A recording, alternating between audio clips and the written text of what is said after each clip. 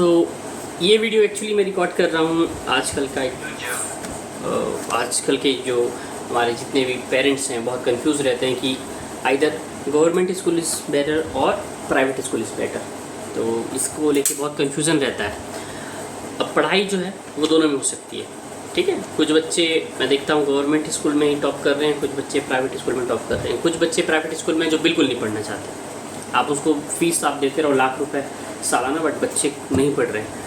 और कुछ बच्चे गवर्नमेंट स्कूल में भी हैं जिनके पास फैसिलिटी मतलब व्यापम से सेलेक्टेड बेस्ट टीचर्स अवेलेबल है, इंटरव्यूज़ आने वाले टीचर हैं जहाँ पे 100 कैंडिडेट फाइट कर रहे हैं, उसके बावजूद वहाँ वो बच्चों को नहीं पढ़ा पा रहे। सो ये बच्चे के पर्टिकुलर एक सिनेरियो को मैं अलग करके इस वीडियो को बना रहा हूँ। सो पहला चीज़ कि एजुकेशन जो आज के ज़माने में, मैं ओरिजिनली मैं मोरल की बात नहीं कर रहा हूँ, मैं प्रैक्टिकलिटी की बात कर रहा हूँ। तो आज के ज़माने में दो कामों के लिए एजुकेशन दे रहे हैं पेरेंट्स, यानी माँ बाप।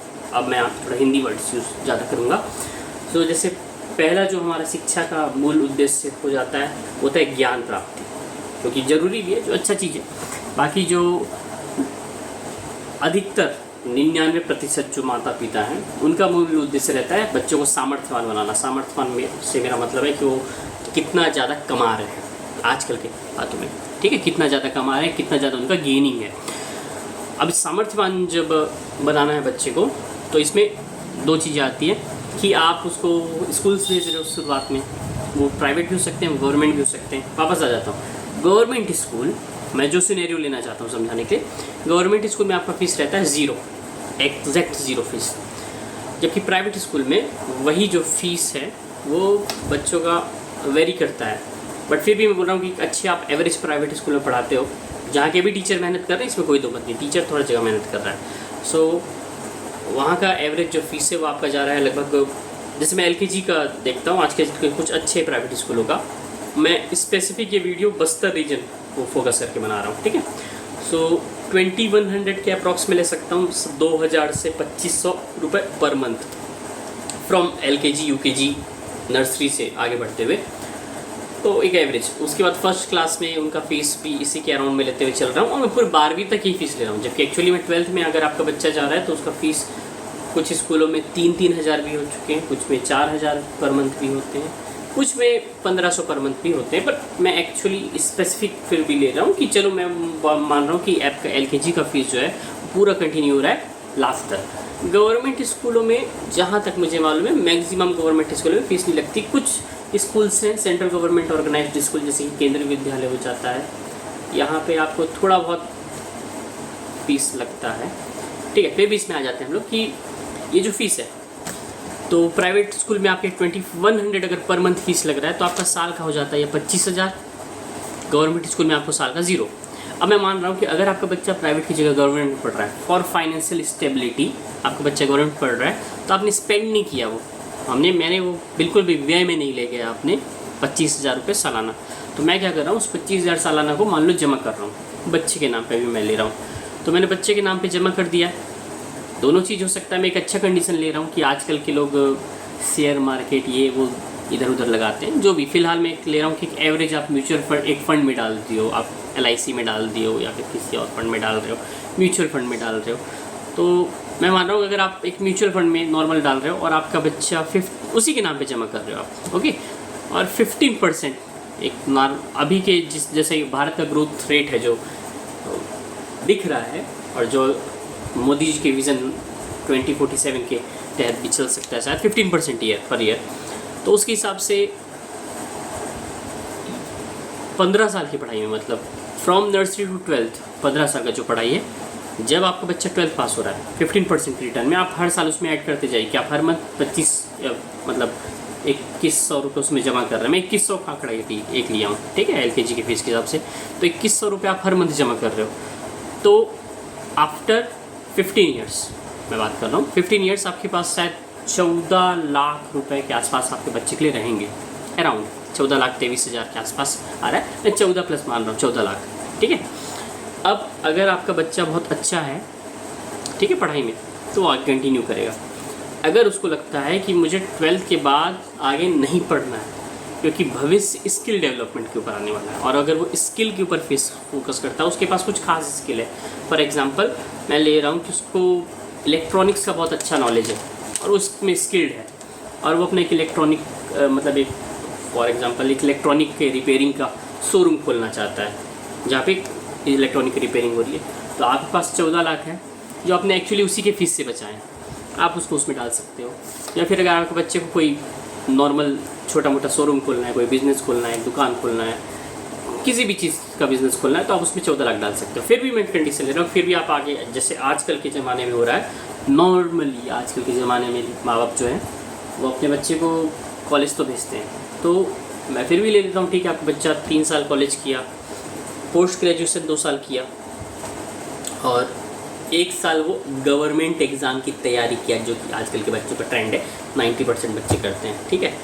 तो इन सब के बाद बच्चे जो बचते हैं आपके, मैं अपने आसपास के एरिया जगदलपुर बस्तर का रीजन की बात कर रहा हूँ, तो 6 साल का उस समय लगा देता है। अब मैं मान रहा हूँ कि आपका 14 लाख जो बच्चे के नाम पे जमा हुआ था वो अभी भी आपके पास है, ठीक है। उस 14 लाख को मैं अब यहाँ पे मैं कोई बड़ा आंकड़ा नहीं लेता हूँ, मैं ले रहा हूँ कि आप उसको FD करके रखे हो, ठीक है। आप FD करके रखे हो तो हाँ सॉरी, मैं एक मिनट पहले मैं इसको ले लेता हूँ। चलो आप FD बिना, आप उसको नॉर्मल म्यूचुअल फंड में कंटिन्यू कर रहे हो, ठीक है। तो आपका ये आंकड़ा लगभग हो जाएगा हाँ 30 लाख के आसपास, अराउंड 30+, ठीक है।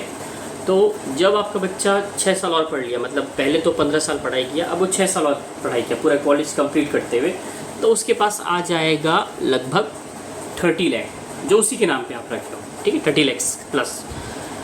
अब मैं यहाँ पे ये सिनेरियो ले रहा हूँ कि अगर वो बच्चा 6 साल पढ़ाई किया है तो एक अच्छे गवर्नमेंट जॉब को या तो ले लेगा, जो कि यहाँ के लोगों का प्राइम फोकस होता है, या किसी अच्छे प्राइवेट फर्म में जॉब ले लेगा। अच्छे फर्म गवर्नमेंट जॉब मतलब अच्छे प्राइवेट फर्म या गवर्नमेंट जॉब को नहीं भी ले पाता है, तो मैं लेता हूँ कि वो नॉर्मली कोई छोटा मोटा जॉब भी कर रहा है, ठीक है। जो मैं आज से, अब मैं बात चले गया हूँ आज से सीधा 23 साल बाद, तो मैं बोल रहा हूँ कम से कम महीने का 30,000 तो आराम से कमा लेगा, क्योंकि आजकल 15,000 महीने का जॉब, 10,000 का जॉब ढूंढना कोई बड़ी चीज़ नहीं होती है। तो उसी तरीके से आपका बच्चा महीने का 30,000 का जॉब मैं मान रहा हूँ ले लिया है, तो उस कंडीशन पे अब जो 30 लाख आपने अपने बच्चे के लिए जमा किए 31 के आसपास, तो उस पर आप लगा लीजिए 5% का इंटरेस्ट रेट अगर आप उसके नाम पे FD कर लिए और पर मंथ ब्याज ले रहे हो पर मंथ, तो वो ब्याज ही बन जाता है 12,000 रुपये, और आपका बच्चा उसमें कमा लेता है 42,000। मतलब कि कैसे कि 30,000 का वो जॉब कर रहा है, 12,000 उसको ब्याज ही मिल जा रहा है अलग से, और उसका जो मूलधन है उसको लोग बोलते हैं, वो 30 लाख उसके पास रखा है, उसका खुद का है। अब उसको ज़रूरत पड़ने पे इमरजेंसी के केस में उसको यूज़ भी कर सकता है। दूसरी चीज़ कि 10% पे अगर मैं ले लूँ, मैं मान रहा हूँ कि आज से 20 साल बाद के इकोनॉमी में अगर भारत ने कोई अपना बच्चे के नाम पे शेयर मार्केट म्यूचुअल फंड में पैसा डाल के रखा है, तो भी वो 10% का तो ग्रोथ लेगा ही मिनिमम, ठीक है, जिस हिसाब से भारत बढ़ रहा है। तो उस केस में आपका यही जो पैसा है आपको पर मंथ का ब्याज दे सकता है 25 से 30,000 के आसपास। अगर आपका बहुत अच्छा अगर एक नॉर्मल 10% कंडीशन में ले लूँ तो 25,000 पर मंथ का ब्याज बनता है, और अगर आपका बच्चा 30,000 रुपये गिरी सी गिरी हालत में कमा लेता है तब, और 25,000 आपका ब्याज बन जाता है अपने बच्चे का, तो उसके पास 55,000 का अर्निंग कोई बड़ी चीज़ नहीं होगी। ये मैं मान रहा हूँ एक बुरे कंडीशन का, ठीक है। और अगर अच्छा कंडीशन रहा तो ये सारे ग्रोथ रेट एक्चुअली पहुंच जाते हैं लगभग 70 to 80 लाख के आसपास, सारे अच्छे। मतलब अगर आप कोई अच्छे इन्वेस्टर हैं और आप उसको डाल रहे हो पैसा अच्छे फंड्स में, small cap mid cap type fund, और वो ग्रो कर गया है फंड 22% के रेट से, 22-23, ऐसा वो नहीं हो सकता भविष्य में, मेरा मानना है 19% का ही आप ले लो, इतने साल के लंबी ड्यूरेशन में, तो आ जाएगा उसके पास आराम से 80 लाख 90 लाख रुपए, और ये उसे एक बिज़नेस को स्टेब्लिश करने के लिए काफ़ी होता है। तो ये ग्रोथ रेट लगाना ज़रूरी है। तो ये जब भी आप गवर्नमेंट और प्राइवेट का सिनेरियो कंपेयर करें तो इसमें ज़रूर ये कंपेयर करें कि इकोनॉमिक कंडीशन से आपके बच्चे के भविष्य के लिए क्या ज़रूरी है। आपके बच्चे के लिए भविष्य के लिए ज़रूरी है कि वो एक ऐसी स्थिति में रहे जहाँ पे वो मजबूरी में ना रहे कि हाँ मेरे पिताजी के पास पैसा नहीं है तो मुझे जाके किसी मजबूरी में काम करना है, नहीं। वो आप उसको एक स्टेबल लाइफ देना चाहते हो तो उसके लिए ज़रूरी है कि आप ये आंकड़े अपने पास रखें कि हमें इतना तो करना ही है।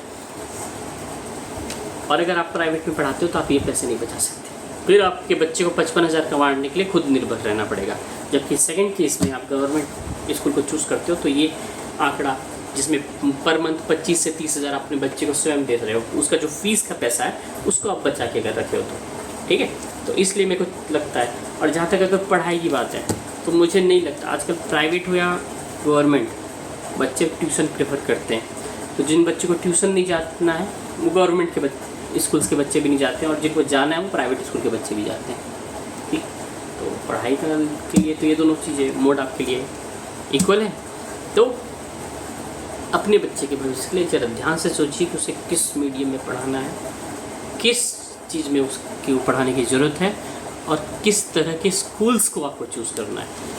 मैं इसमें ये नहीं ले रहा हूँ किसी स्कूल की पढ़ाई ख़राब है, अच्छी, सब स्कूल की पढ़ाई अच्छी होती है। Every school has their own standard to maintain. कई लोग यहाँ पे पूछेंगे कि मैं किससे पढ़ा हूँ, तो मैं गवर्नमेंट स्कूल का बच्चा हूँ और मैं इस बात को आराम से बोल सकता हूँ। ठीक है, थैंक यू।